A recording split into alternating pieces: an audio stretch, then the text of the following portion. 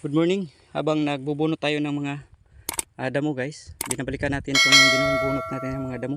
Mayroon pang mga damo-damo. May nakikita tayong bullfrog. Ayan.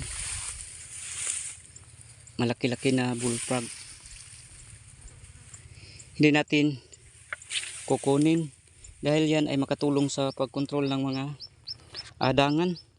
Lalong-lalo na dito sa ating palay na medyo ano na siya, pabuntis na.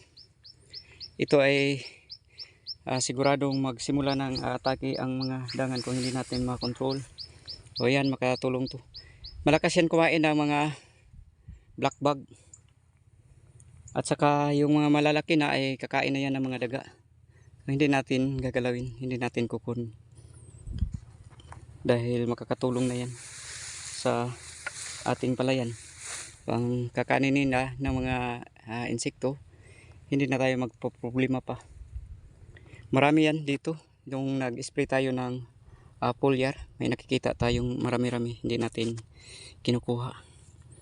So masarap yan iulam, pero mas pinili natin iwan dito sa palayan upang makatulong sa atin.